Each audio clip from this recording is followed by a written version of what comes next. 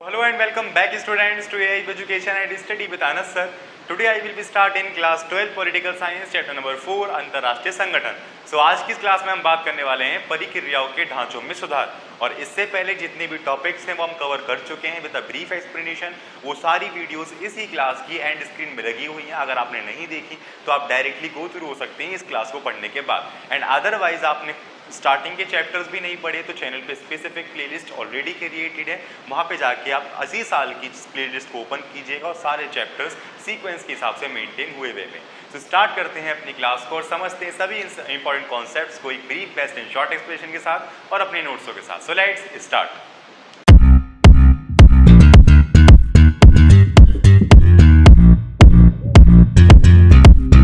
Student शुरू करते हैं अपनी क्लास को और समझते हैं सभी कॉन्सेप्ट को एक शॉर्ट एक्सप्लेनेशन के साथ.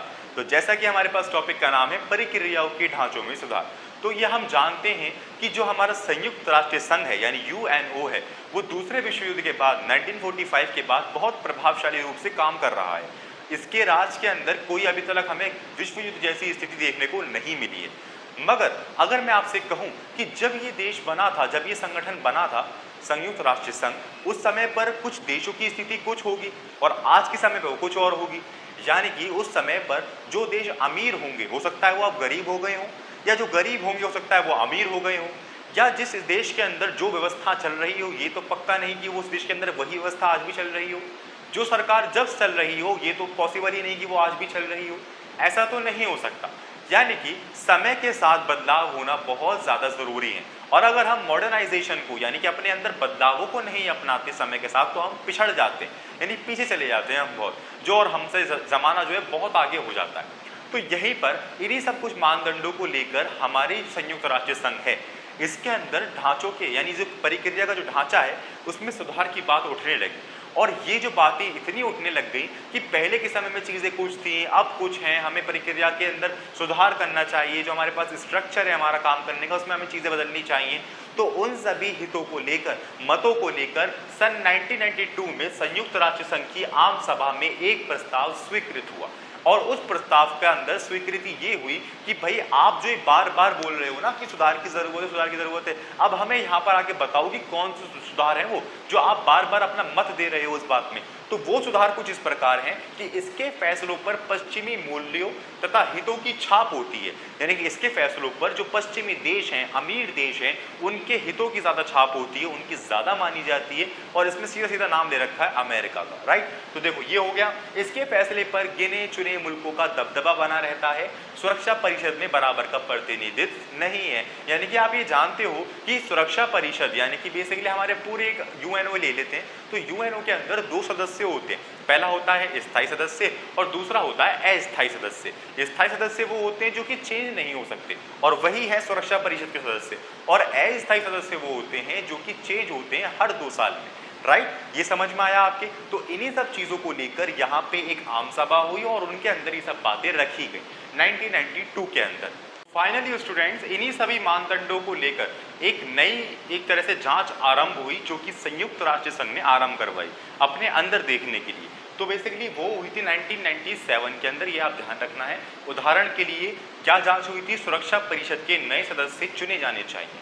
अब सुरक्षा परिषद के नए सदस्य चुने जाने चाहिए तो उसके लिए कुछ मानदंड निकाले गए. अब वो मानदंड क्या है, वो मानदंड कुछ इस प्रकार है कि वो बड़ी आर्थिक शक्ति होनी चाहिए, बड़ी सैन्य शक्ति होनी चाहिए, संयुक्त राष्ट्र संघ के बजट में अधिक योगदान हो उस देश का, जनसंख्या के हिसाब से बड़ा राष्ट्र हो, ऐसा देश जो लोकतंत्र मान्यता का सम्मान करता हो.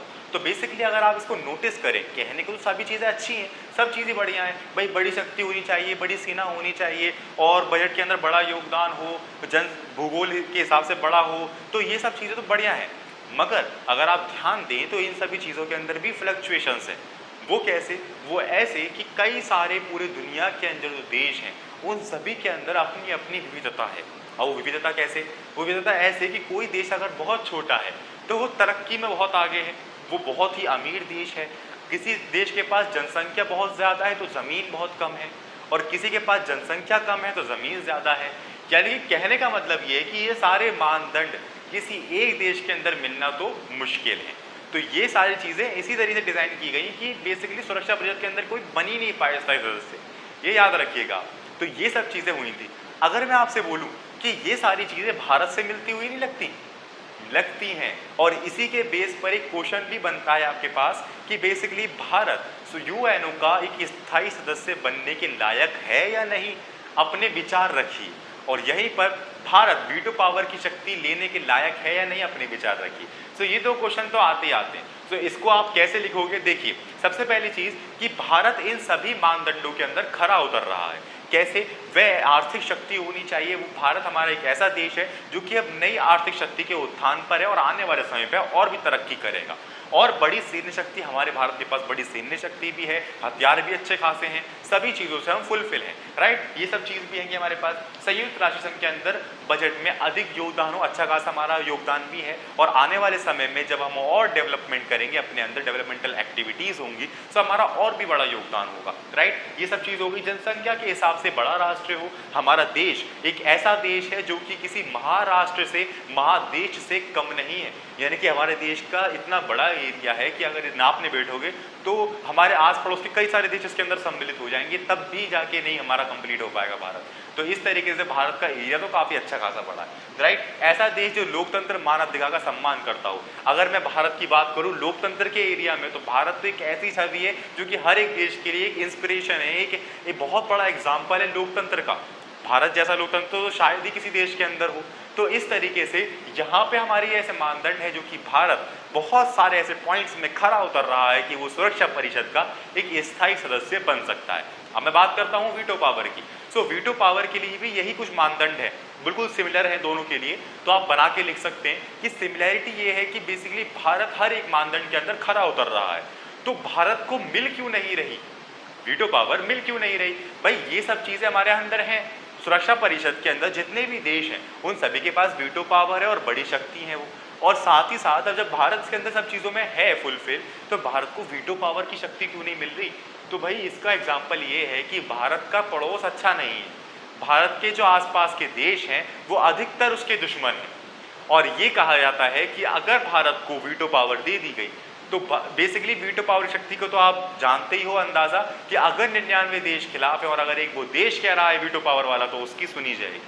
और यहीं पर अगर भारत के पास वीटो पावर शक्ति आ गई, सबसे पहले वो अपने दुश्मनों को निपटा देगा। तो इसी वजह से भारत को वीटो पावर शक्ति से थोड़ा हिचकिचाती है यूएनओ देने से, क्योंकि यूएनओ का ये मानना है कि ये एक तरह से युद्ध की आशंका को बढ़ा सकती है ये चीज़।